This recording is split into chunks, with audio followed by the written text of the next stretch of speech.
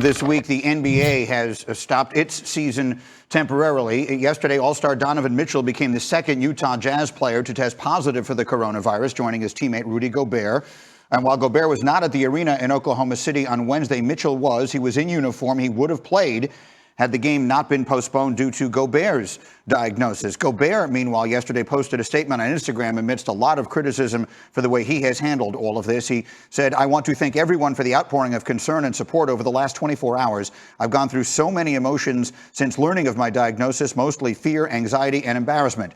The first and most important thing is I would like to publicly apologize to the people I may have endangered. At the time, I had no idea I was even infected. I was careless and make no excuse. I hope my story serves as a warning and causes everyone to take this seriously. I will do whatever I can to support using my experience as a way to educate others and prevent the spread of this virus. I'm under great care and will fully recover.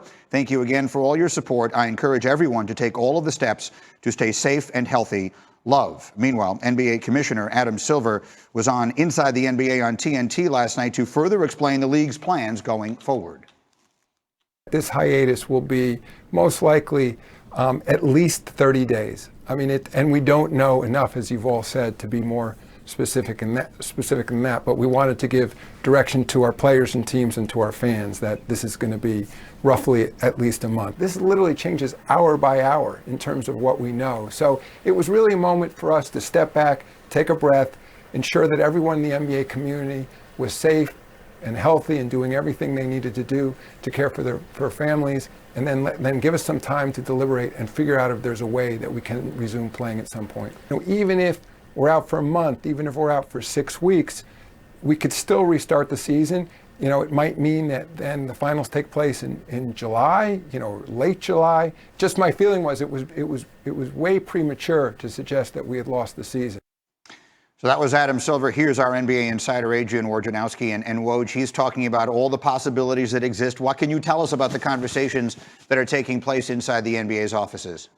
Well, the league's owners, the general managers, the front offices, they're really looking to Adam Silver and the league office for direction right now, and really leaning on them for, understanding the latest with the coronavirus, what this all is going to mean financially for the NBA, short-term, long-term. And this is something that if the NBA is going to get through this, there's going to have to be tremendous cooperation among the teams and owners, the front office, the Players Association.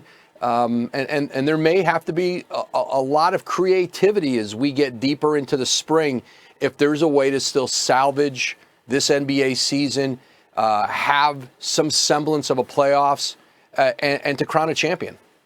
Let's talk about the players themselves. Donovan Mitchell, as we discussed moments ago, was the second player to test positive for the coronavirus. How is the NBA handling that circumstance?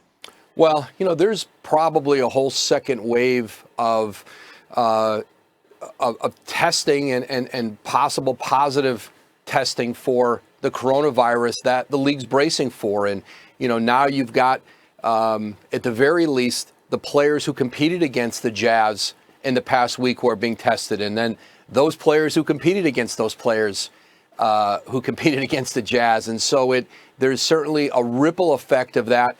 And, that's what the league's going to have to face here, is not just the possibility of players testing positive, from this past week's action into next week.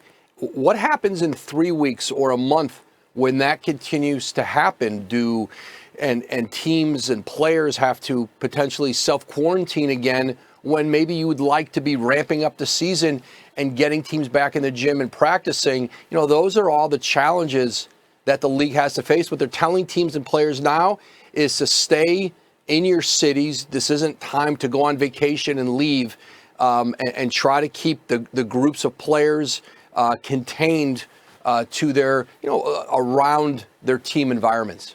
And in every circumstance, there were always wonderful stories. And we talked yesterday with Mark Cuban about the fact that he has a plan in place to take care of the arena workers who work hourly and who will be impacted by this. We saw the story about Kevin Love yesterday donating $100,000 towards that, and the Cavaliers and other organizations. What are you hearing from inside the league about the way the owners and others will help take care of those who are economically impacted by this? Yeah, it'll be interesting to see how impactful that's going to be. This is a league this year, and a lot of owners, and listen, most of them are, they're billionaires, but at the same time, there's going to be some real financial reckoning in this league from what they are used to and what the bottom line has been. The league took as a whole a real hit with the fracture in the relationship between the NBA and China. This is going to cost owners, players, a significant amount of money. They still make a significant amount of money, but there's no question that people who are really going to suffer and who are going to be hit the hardest are those people in ancillary positions around the league, in arenas, around the venues. And, there's no telling how long that the league is going to be on hiatus, and those individuals and groups are going to be the ones who are going to need the assistance and the help from teams, and hopefully, whether it's owners, players like Kevin Love did, they're able to step up and help where they can. Woj, we will continue to lean on you for all of this information as we go forward. Thank you very much. Greeny. We will take a short break here on Get Up. News Thursday of a second Jazz player, Donovan Mitchell, testing positive for coronavirus. And word later that day from the first. That would be Utah center Rudy Gobert posting an apology on Instagram, saying in part, the first and most important thing is I would like to publicly apologize to the people that I may have endangered. At the time, I had no idea I was even infected. I was careless and make no excuse. Gobert going on to say, I hope my story serves as a warning and causes everyone to take this seriously. I will do whatever I can to support using my experience as a way to educate others and prevent the spread of this virus. NBA Commissioner Adam Silver speaking Thursday on the season's suspension. Even if we're out for a month, even if we're out for 6 weeks, we could still restart the season. It might mean that then the finals take place in July, late July. Just my feeling was it was way premature to suggest that we had lost the season. It's and again, it may seem odd at the same moment that we're saying for health reasons we need to take a break to talk about restarting it, and that the notion of at least 30 days was just to try to give people some guidance. It was really a moment for us to step back, take a breath, ensure that everyone in the NBA community was safe and healthy and doing everything they needed to do to care for their families, and then give us some time to deliberate and figure out if there's a way that we can resume playing at some point. Certainly feels like so much has happened sports-wide since that announcement from the NBA. Adrian Wojnarowski is here with us this morning. So the NBA is going to take a 30-day hiatus. What are they monitoring over that span? Well, there's another wave now of testing that's going on among the teams, and among those team players and teams who've competed against the Jazz in recent weeks, and then teams who competed against the teams who played the Jazz. And so that's for starters. And so I think the league wants to see by early next week, when those test results are back, are there more positive tests? How does that impact the rosters of teams? And they want teams to stay in town. There's not going to be formal workouts here in the next few days. Most teams have closed their facilities to the players and told them, go be with your families, but they don't want them out traveling. It's not a time to go on vacation somewhere. And in that way, they're trying to do their part in limiting the scope of the possible transmission of the virus. It was your reporting that said, look, the owners are the ones asking Adam Silver to take 30 days and then reevaluate the situation. So that's coming from the owners. What else is coming from them in terms of what they want Silver to do? Well, they need guidance in this matter. This is uncharted territory for everybody. And whether it's, I think the owners, the teams, they've really looked to the league here in the last month as this conversation has started about what shape or form a hiatus might take for the NBA. They need information from health organizations. They need financial information about the implications that all the decisions they have to make here.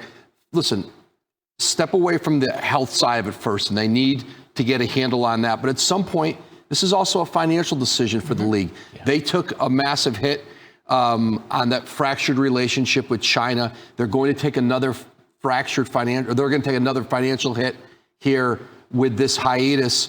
And then in what shape could they possibly resume the season? What would the season look like? Would there even be any more regular season games? Would they move just to the playoffs based on how long they were out?